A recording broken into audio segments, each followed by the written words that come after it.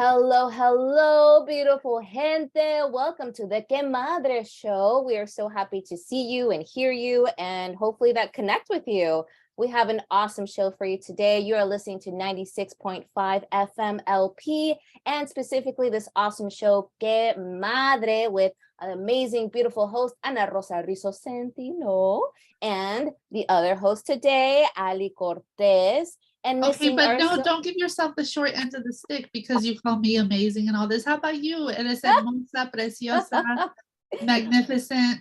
So don't forget that part. Ay, mi corazón de melón. Thank you. Thank you. You see, like, and this is what today's show is so amazing. I wasn't self-aware of that. I was just like, go, go, go. But thank you. That is our theme of today. Self-awareness, the key, the good and the bad, right? There's a lot of talk about self-awareness and, like you have to be self-aware. Also, there's parts of us that need to be preserved. There's parts of us that are healed and parts of us that are not healed.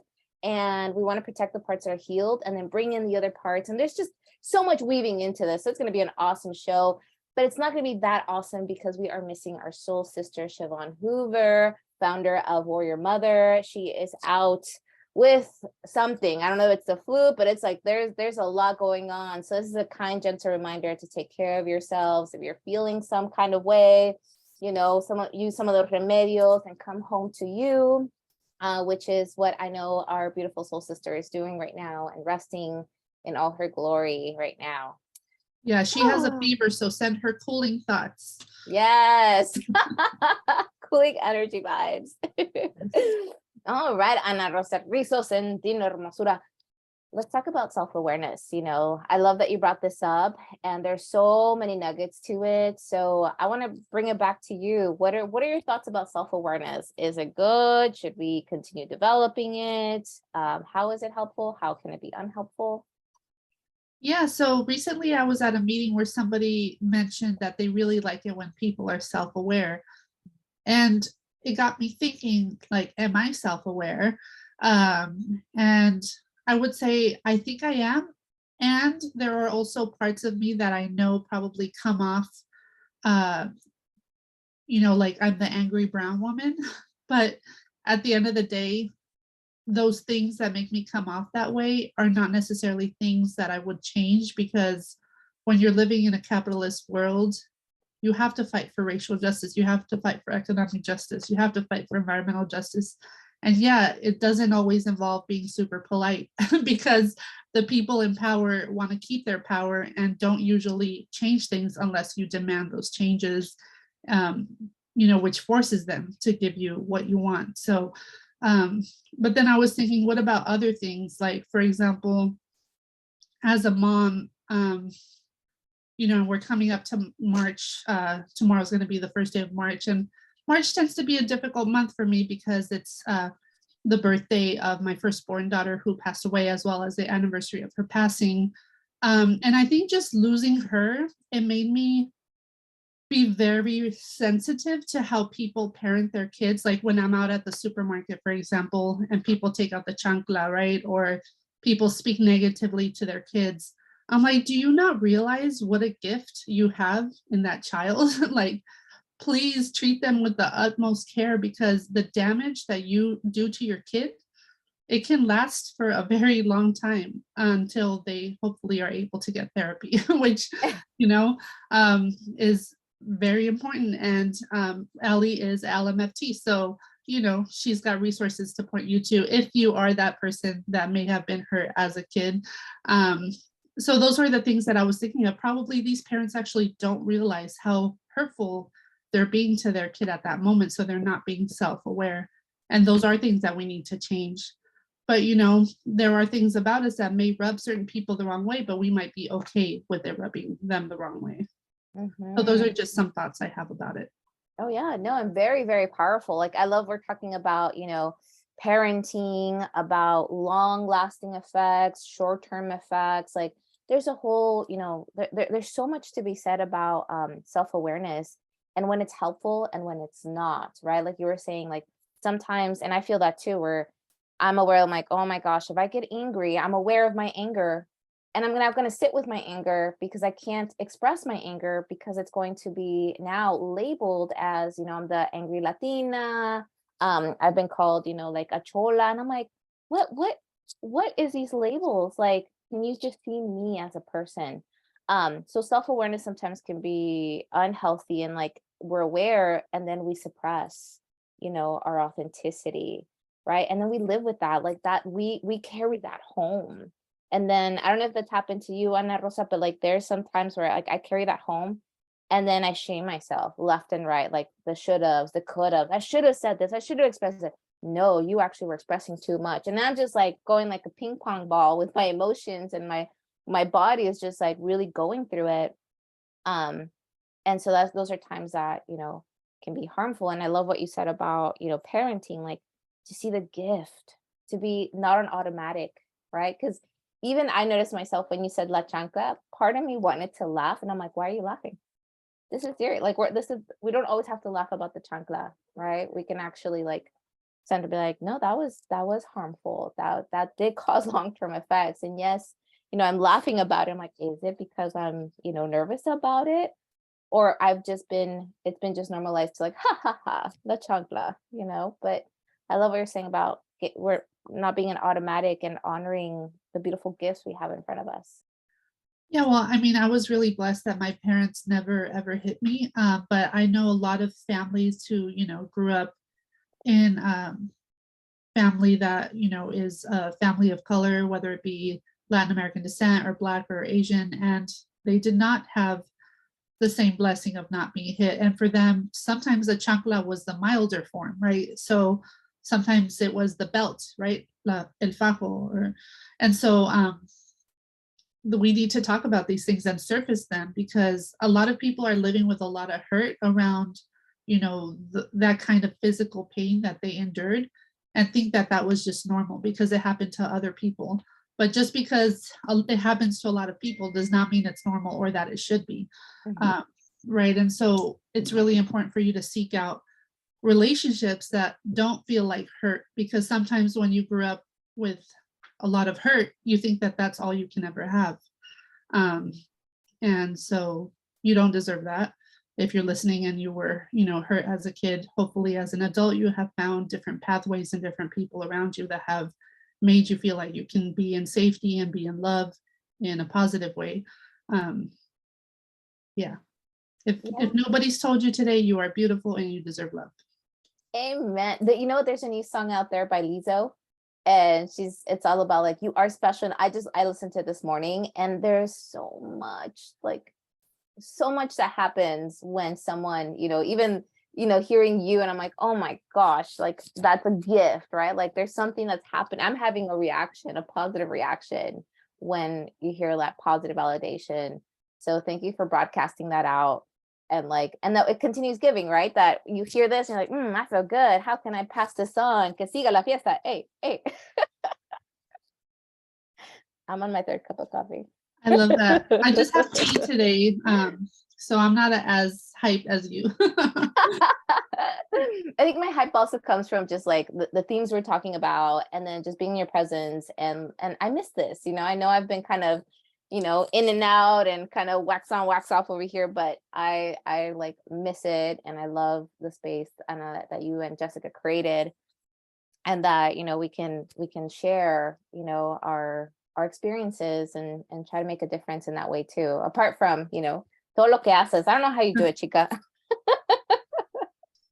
Nace de amor. And speaking of Jessica, she said to say hello to you. We just took our kids to Legoland a couple Ah, weekends ago. I So yeah, love she's out that. there doing her thing in San Diego County. She's got her land out there. She's got her solar panels out. She's Yeah. living the dream. But I mean, honestly, I just feel grateful for any time I can have you, even if it's not every episode. The episodes that we do have you, you bring so much to the episodes that, we miss out on when you're not on. Thank you, love. Yeah, my mom says soy un relajo. But I've But in learned to the best embrace that. possible way. Yeah, and I think that's what I've embraced. Talk about self-awareness. There was a couple incidents that happened in these past weeks where, there was judgment put on in front of me towards like, you need you're speaking out about things, but you're not angry about them, right? And so I reflected on it. I was like, I've been angry. I also have learned a lot to preserve this joy that I've cultivated. I grew up with severe depression and like tons of like suicide ideation and like, just really heavy, so to preserve this joy that people are like, what did you eat? I'm like, no, honey, I've been healing. I've been healing, especially when there's a lot that tries to rob that.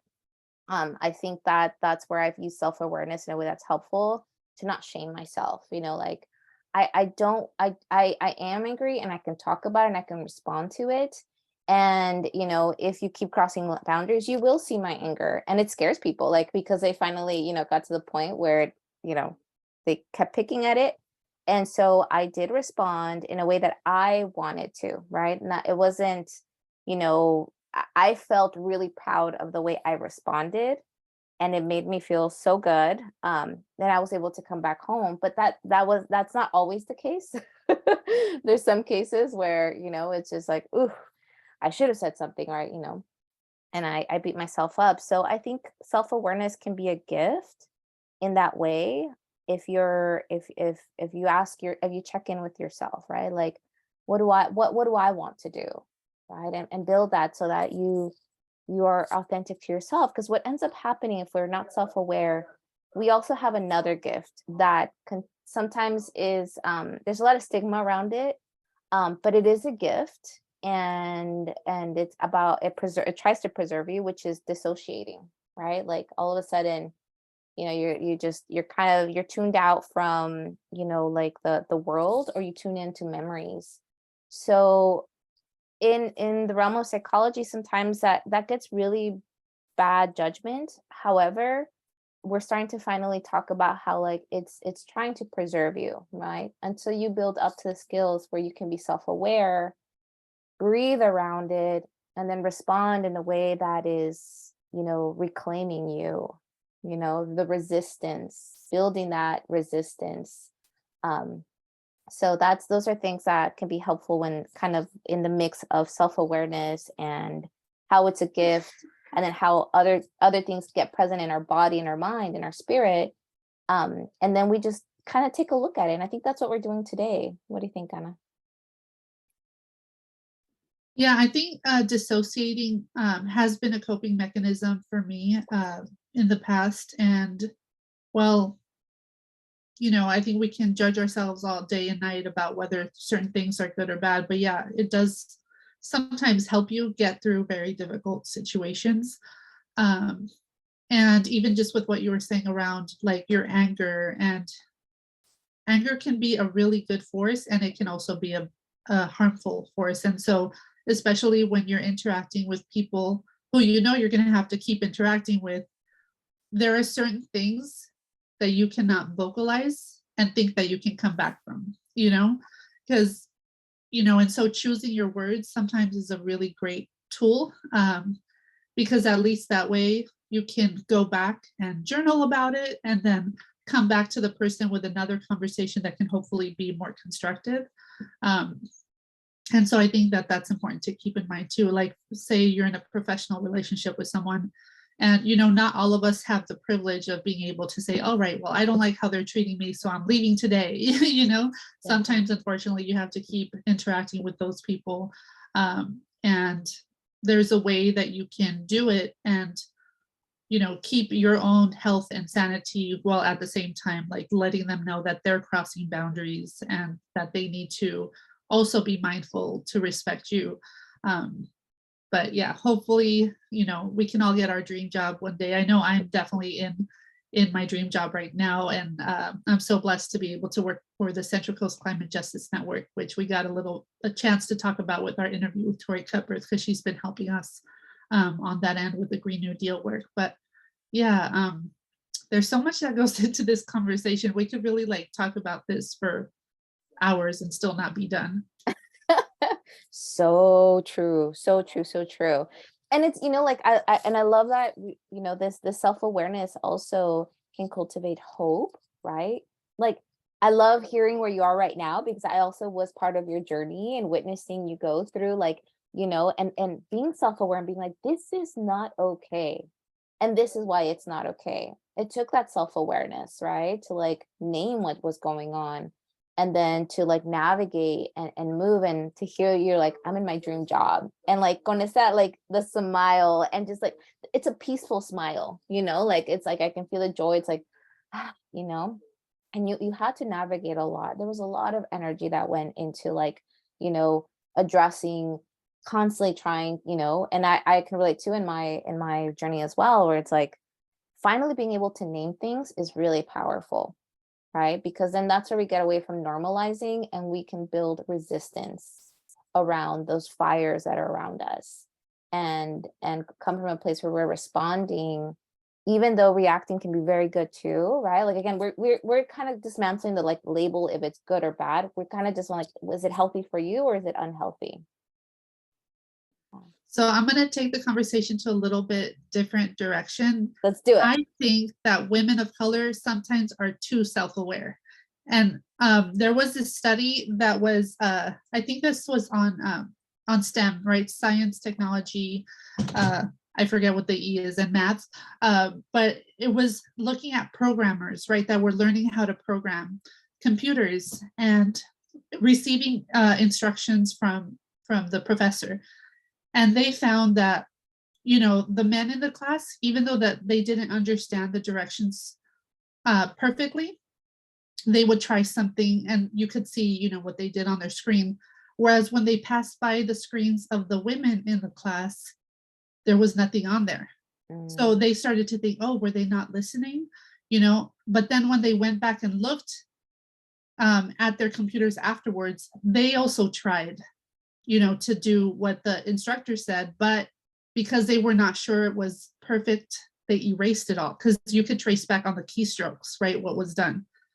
And so that's how we miss out on a lot of opportunities, because white men will apply for a position if they have one or two qualifications that meet the job, right? But women of color were like, no, do I meet 100% of the qualities, and then I can apply for the job, And so it's like, also sometimes being too self-aware is a thing, because sometimes you're self-aware to the point that you negate all the beautiful qualities that you bring to the table, and people miss out on it because you're not there present.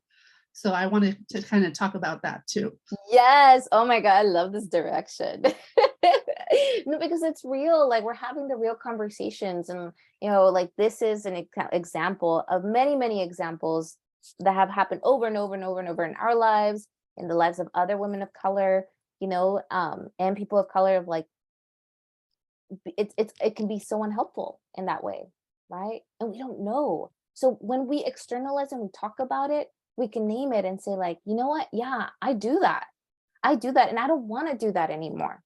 It's not helping me, right? I am missing opportunities. I am coming home and feeling low about myself, my self-worth, like, and it's just so constant. It's a cycle, and we want to talk about this so that it doesn't get normalized. Like, well, that's just how it is, and I just have to continue doing this. Like, no, we want to. It's a way to disrupt it, right? To say like, we're naming it. Let's look at the cycle and see what's happening here, right? So I love that direction. I love that study, because it definitely speaks to like how self-awareness can go in the other direction, where it becomes you're hyper vigilant, right? So you're operating from like a high level of like response fear, right? You're responding from a lot of fear of all the negative things, hard things that can happen.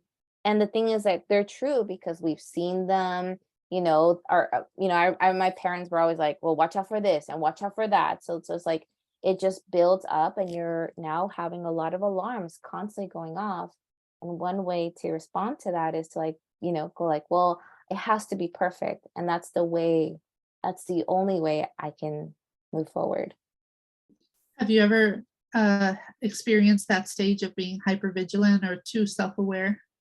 Oh yes. Oh yes. When I was running, I'm like all my life. But what came up to me right away was, running that nonprofit, and, like just going, I was like, like applauded for like being, La Mujer Maravilla, you're Wonder Woman. And like what they didn't see is that at home, it was 1 in the morning, 2 in the morning, working on everything because I was carrying 3 roles and I didn't know how to name it. I didn't know what was really going on, but I was definitely reacting to it. I was definitely in response to all that, like the white centered culture that was there, right? And I was trying to fit in and I was trying to appease and, but there was something in my system that said this isn't right, and I would dissociate, right? And just work really hard. And it was challenging, and so it's taken a long time for me to work through that and not shame. That's been the work, is not to shame myself, right? Because it's like once you make a decision to leave, it's like it's an urgent one because you're so, for me it was, I just knew that I was in danger, like my mind, my soul was in danger. The soul wound that I've been carrying since, um, since childbirth almost, was definitely at the point of maybe not returning back. I didn't know it. I just thought, no, like I'm resilient. And so it's taken probably like a year and a half to like work through a lot of that and name things. And I'm grateful for the journey and I'm grateful for the pain that comes in that healing, to be on the other side and be like, okay, I love myself. Even through all that, I can still love myself and still working through it. But yeah, I mean, definitely there was a lot of moments where I felt like that during running that nonprofit as an executive director, and then also working in different organizations and institutions, and yeah, countless times. I think that the work has now been is like noticing that in my body and healing those sensations and bringing internal protective factors, like resourcing my inner resources that are really empowering and strong, and when I activate them, they come up for me right away. Like I got backup. Yeah, for sure. Do you feel like the pain that you're able to be grateful for now, were you able to be grateful for it at the time? No, and I think it was because I was moving through it rapidly and again dissociating from it, right? So like I was disconnected from my own self. So it was hard to be grateful. And in fact, the things that I was grateful for at the time are a little bit like really I was grateful that I was getting a paycheck when I didn't need it. I was grateful for the opportunity to make a difference. And it's like I know now, I'm like, yeah, but there was a cost to that also I was feeding back to the next generation, right? So I caught myself and I noticed that. And even things that I didn't say that I was enduring, I'm pretty sure, because now that I understand more about like our organisms and how collective and how connected we are, I'm sure that was also passed on, right? So there's that where I'm like, okay, what you were saying, right, about parenting, right? I'm not a parent, but like I know I was definitely there with youth, and I caught myself in some of the moments. I was like, whoa, whoa, whoa, whoa, whoa. Is this what you want to pass on? Don't forget though, Ellie. Ellie is, has parented so many kids. Yeah. So I feel like it's important, when we talk about caregiving, that it's not just who we give birth to, it's Yeah. also the youth and the kids that we have in our lives and the influence that we're able to make on them. And you've made such a positive influence on so many kids. And you do have a fur baby, Kaya, over there that is so precious. So let's not forget about that part. But Thank yeah, you, I feel love. like I also went through a whole lot of pain and you were there present for it over the last couple years. And I was definitely not able to be grateful for it at the time, but now I am, because looking back, I can really see how those folks made me realize my worth. Because by them not recognizing my worth, it made me see like, oh, there's something very wrong with this. Like, and so it was weird that it took that level of like disrespect and harm to get me to this point. But now that I'm in a place where I am truly respected and valued for what I bring to the table, it's like that much sweeter because I know how bad it could be. And it's also just renewed my desire to love myself. Because, you know, after you go through a certain level of trauma, it's very hard for you to love yourself. But I feel like I'm finally experiencing like a level of joy. Like, okay, this is what joy is supposed to feel like, you know? Whereas before it was just kind of like, yeah, I'm getting through the day, but it's not necessarily feeling joyful. And so, you know, because I've heard you respond to like, I don't know, critique or something of you potentially being like too, what is that toxic positivity thing? But Yeah.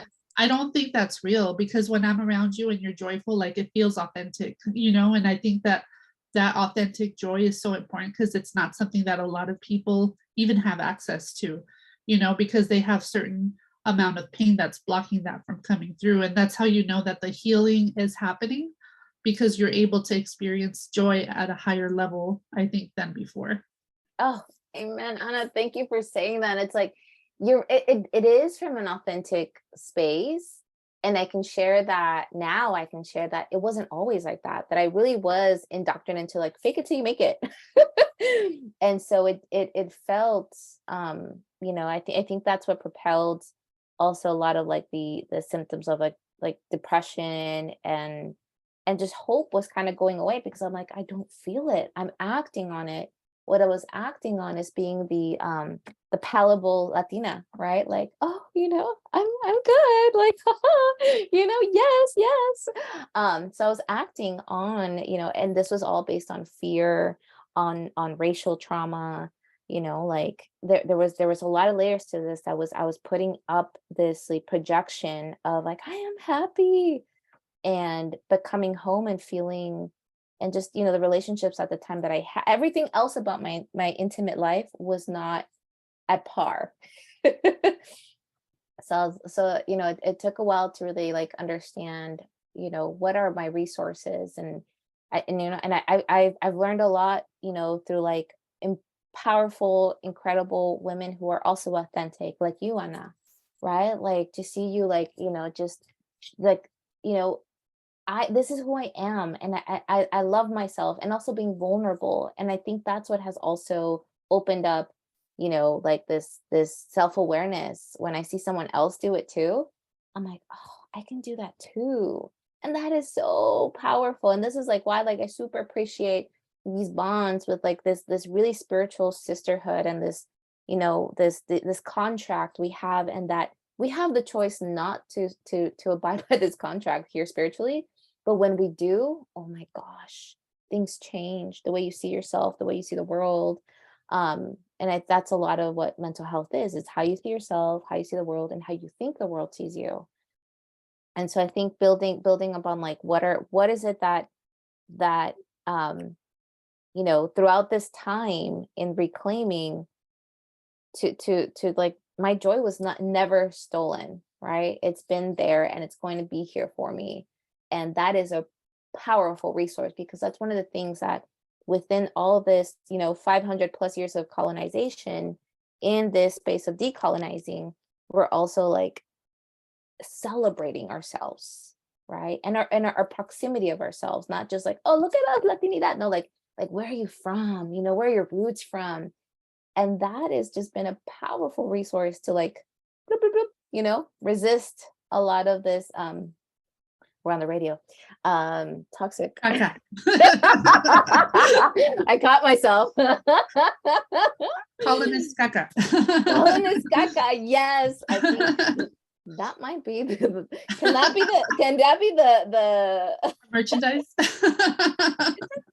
and the theme of today, right? Yes, I like it. I like it.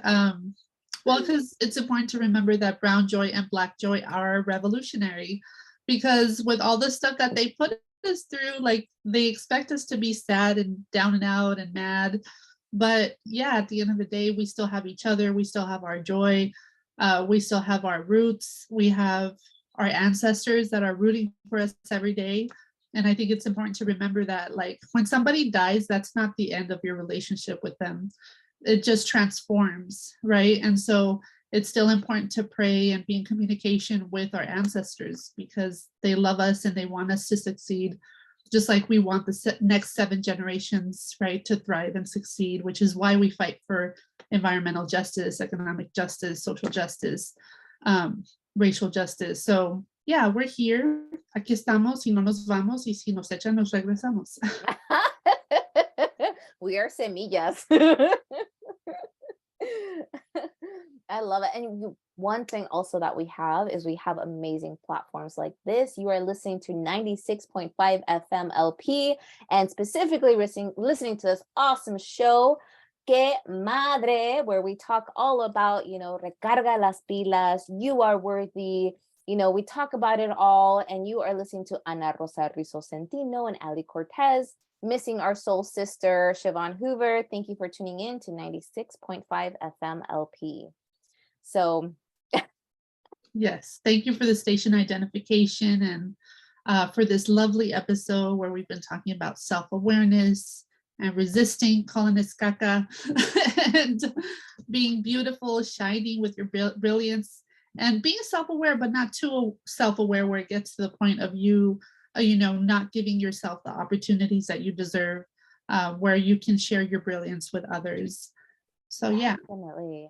Talking about connecting the joy and self-awareness, sometimes we are kind of just naturally built to look at, the kind of a negative bias, right? Like this is wrong. It's out of survival. So that's automatic. But to stop being an automatic, one way we can use self-awareness is to to glance, to focus, because self-awareness is also this beautiful mechanism we have to be able to focus on what we want to focus, because there's a lot of things pulling our attention everywhere. So self-awareness really kind of helps you zone into what do I want to focus on, and to focus on what brings you joy, right? What brings different levels of happiness. It doesn't always have to be woo, I feel so woo, but what also brings peace, what brings serenity, what brings this peace and joy and love and care. Oh yes, say more to our listeners, Anna. I'm just witnessing something powerful here. Yeah, so I hosted a vision boarding session with some other sisters, Jessica Arciniega and Marisela Morales, and we got to do our annual vision boarding session. And so one of the things I put on here is luxury, but I feel like capitalism has really co-opted this word, because I don't think it necessarily means yachts and mansions. I think it literally just means you being really aware of what are the things that make you feel good. Like, for example, making sure you have your hot cup of tea or your coffee in the morning and not denying yourself that, so that you can start off the day with, in a good way. If there's certain jewelry that you like, making sure that you know where it is so that you can put it on.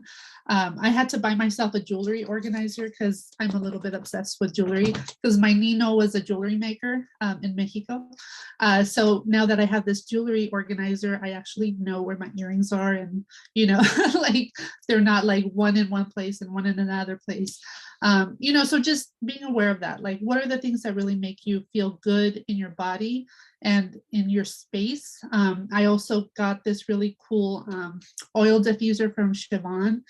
So I'm going to start using that, but just, setting the ambiance around you where you can feel okay, this is my workspace and I'm going to produce amazing things out of here, and I'm going to feel good, and I'm going to be proud of myself, and I'm going to spread that joy with other people. I love that. Oh my gosh. That is so powerful. That is so powerful, right? Just the vision, the reclaiming of a word, right? That it's I resist what this capitalist norm, society, dominant narrative is saying. And what is luxury to me, right? And for me, luxury is sometimes art. So I've been really on where are these are windows, right? Windows to my soul, windows that speak to what brings joy to me, which is color, plants. Like for me, luxury is like plants. I'm on this like, on this high. Like I told my husband, I was like, no me regales rosas. Don't give me flowers. You please show me love with like plants. And so to externalize that, like that's what brings me joy, and communicate that. And I think it also gives permission, like hearing you speak about, what brings you joy, the word luxury to you, and like, jewelry and how you're organized, like all those, they might sound small to someone, but I'm saying like, no, these are really important things for you, right? Like how you organize your, how you treat it, how you put it and preserve it, so you can access it right away when you want it, and it connects to your family. And I'm sure like, that's probably just the tip of the iceberg. I'm sure there's so much more that about like jewelry making and putting these metals and these combination of colors together to like adorn, right? To put the goddess vibes on. Yeah, well, you look like a goddess right there with that plant next to you, like Cleopatra. I expect for your husband to like come and start feeding you grapes over. Can I be dulces de tamarindo for please? Tamarindo, okay, tamarindo. Well, because these earrings, I don't know if you can see it if you're watching on YouTube.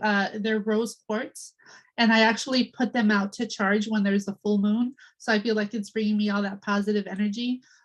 And yeah, just like inserting rituals into your life, I think is important. Like in the morning, I say good morning to my daughter Adelita at her altar, just to let her know that I remember her, that I'm thinking of her. And then just like waking up my other daughter Gloria and getting her ready for school and making sure that she has the things that she needs to have a good day.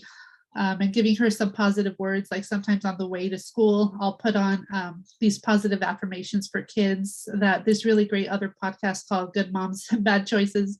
It's very funny, but they always put this annual episode on affirmations for your kids. And so like I just think it's important because unfortunately kids deal with a lot of bullying at school. I know Gloria has helped, dealt with some of that. And so just to put in her mind, like there's other things in here that counteract what the bullies are going to say. So hopefully, like she keeps more of the good and is able to like keep the bad out as much as possible. Absolutely. Oh my gosh, you reminded me of when my grandma would come to from Mexico to see us, and the times that I've had the being able to go back and spend time with my grandparents. El persinarte, right? That was like you're not walking out of this door without this blessing. And it was a way to armor. Like I didn't realize it, but it was like a spiritual armor of all the things that they knew that were going to be against us, right? And so I when I hear you say that, like it just like it's a gift, and it's something that like I could just see Gloria being like, I got my mom's blessing, Again, I'm trying to like on the show, on the radio. But like, and I have a feeling the way you have also raised her, that she understands that she knows that to the core, that it's like, I got blessings, I'm good, right? So I'm gonna keep going. And whatever's out here, and yeah, other adults, aren't smart enough to like protect us and to really like understand what's going on around us, that she has those blessings and they're powerful. The other one that I think of a lot, and it brings like me a lot of sentimiento, is my great grandma. The times that I saw her, few times, but she's a powerful angel with me. And just think about her makes me so happy, because she would she was about like 90 last time I saw her, 92, and toda chimuelita, no tenía dientes, and she would grab my face and bring it to her, and she'd give me kisses on my cheek, and they were like, like just like and times that I feel like I need love, or remember, like that I'm gonna be okay, she comes up and I feel her kisses, and it's like that's a blessing. That is armor, of everything surrounding us. So that is very, very a resource for me, that, just really, I feel her. She's with me.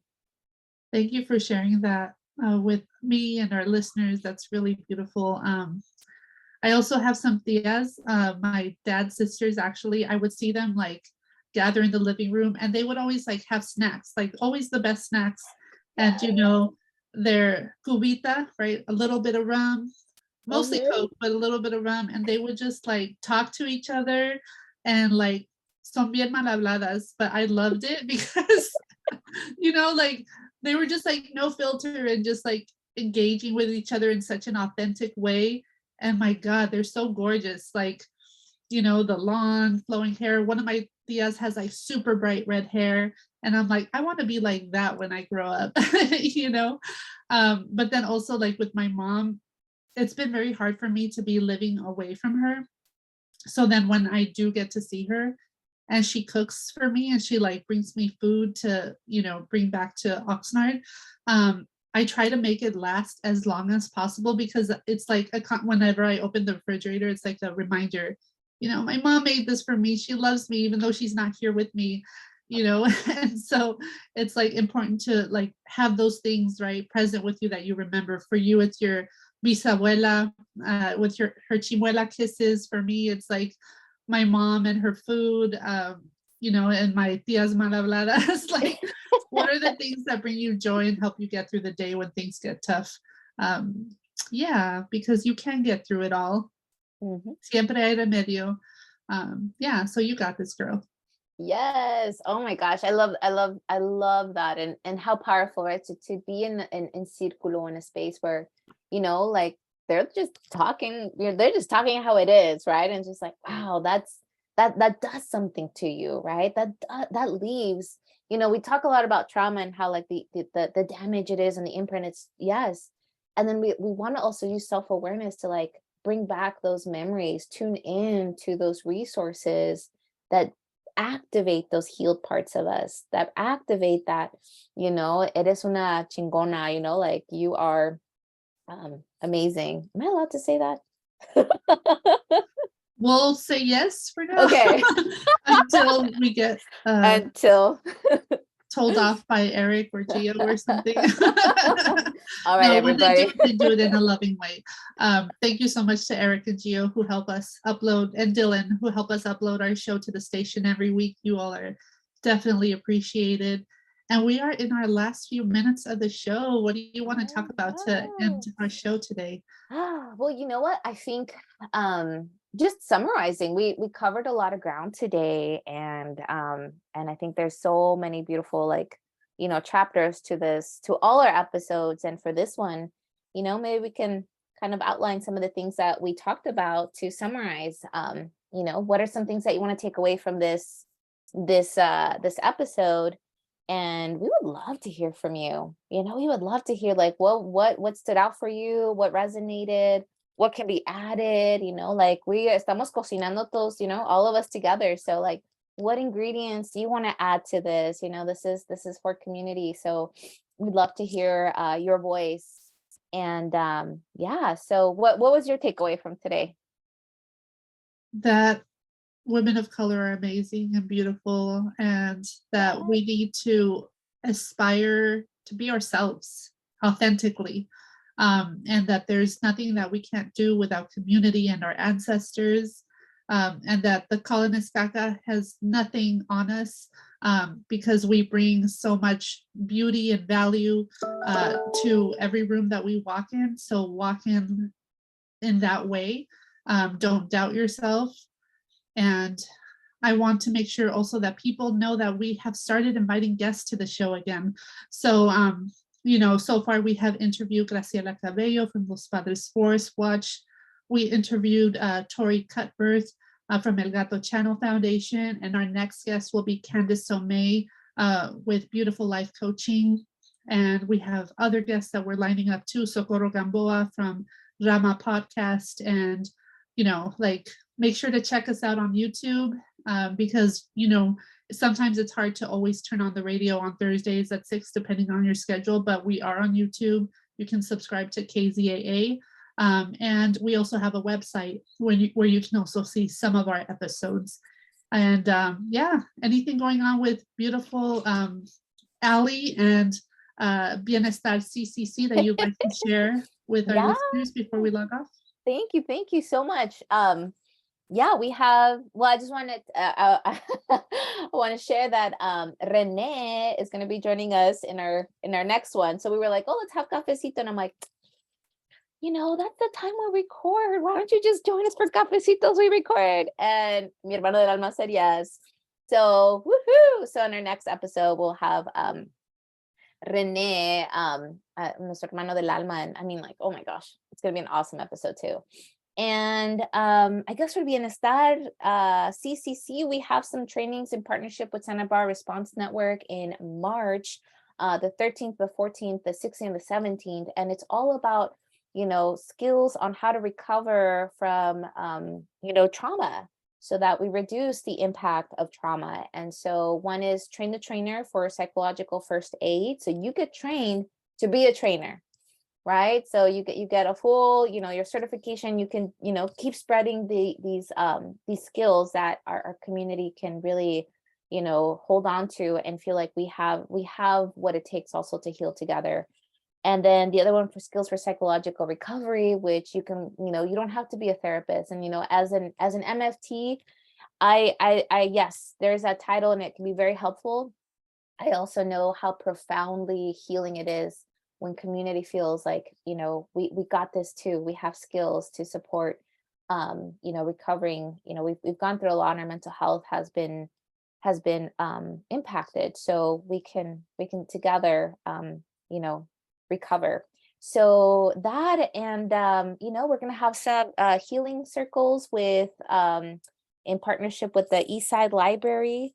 And with my amazing friend Leslie Guerrero, we're going to be doing some sound bath and healing and yoga and talking about, how can we reclaim our mental health, and it's in Spanish. So if you want to join us, we'll happy to connect with you. So let us know, and we'll spread the word.